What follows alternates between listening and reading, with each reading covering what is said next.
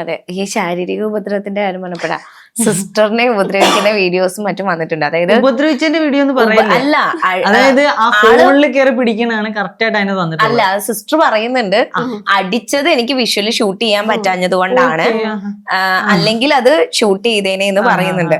അപ്പം ആ തരത്തില് എന്താ പറയാ, പെട്ടെന്ന് പ്രൊവോക്ക് ആവുന്ന ഒരാളാണ്, പ്രൊവോക്ഡ് ആവുന്ന ഒരാളാണ്. പെട്ടെന്ന് പ്രൊവോക്ക് ആവുന്ന ആളായിരുന്നുണ്ടെങ്കിൽ പ്രശ്നങ്ങൾ ഉണ്ടായ സമയത്ത് ഇപ്പൊ എന്റെ വീട്ടിൽ നിന്നും വീഡിയോ എടുത്തിട്ട്, അതൊരു വീട്ടിൽ സംസാരം ഉണ്ടായപ്പോ ആ വീട്ടിൽ നിന്ന് പറഞ്ഞ വീഡിയോ എടുത്തിട്ട് നാട്ടുകാരെ കൂട്ടി നാട്ടുകാരെ കൊണ്ടും വീഡിയോ എടുപ്പിക്കുകയും തല്ലിക്കുകയൊക്കെ ചെയ്ത്. അപ്പോഴും എന്തുകൊണ്ടാണ് നാട്ടുകാരിൽ ഒരുത്തം പറഞ്ഞില്ലല്ലോ അവന്റെ മേത്ത് കൈ വീണെന്നുള്ളത്?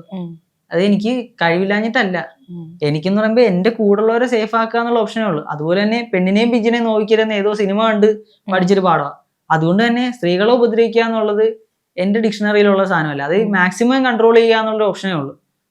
ഇപ്പൊ ഞാൻ ആരെയും തല്ലുന്നതോ ഇടിക്കുന്നതോ എന്തുകൊണ്ട് അവരെ മെഡിക്കൽ സർട്ടിഫിക്കറ്റും വിഷ്വലും ഇല്ലാത്ത, ഞാൻ ചെയ്തിട്ടില്ലാത്തതുകൊണ്ട്. പിന്നെ അവർ ചെയ്തു എന്ന് പറഞ്ഞു കഴിഞ്ഞാൽ ഞാൻ ചെയ്താവുന്നില്ലല്ലോ, അത്രേ ഉള്ളൂ. എനിക്ക് ബുദ്ധിമുട്ടുണ്ട് കേട്ടോ, ഇത് കേൾക്കുമ്പോഴും പറയുമ്പോഴൊക്കെ ബുദ്ധിമുട്ടുണ്ട്. കാരണം ഞാൻ ചെയ്ത കാര്യമാണെന്നുണ്ടെങ്കിൽ എനിക്ക് ഒരു പേടിയില്ല ചെയ്തെന്ന് പറയാനായിട്ട്.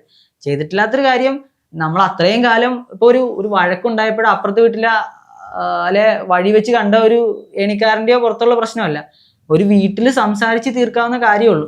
അതിന്റെ പുറത്ത് ഇങ്ങനെയൊക്കെ ഇതിനെ റീഡയറക്ട് ചെയ്ത് മാനിപ്പുലേറ്റ് ചെയ്ത് വിക്ടിം ആയിട്ട് മറ്റവനെ സ്വർണേഷാക്കിയിട്ട് ഇവരിങ്ങനെ എറിഞ്ഞു കളയുമ്പോൾ ഇത്രയും കാലം അവർ നോക്കിയിട്ടുള്ള ഒരുത്തനാണെന്നുള്ള ഒരു കൺസെപ്റ്റ് എങ്കിലും വേണ്ടേ?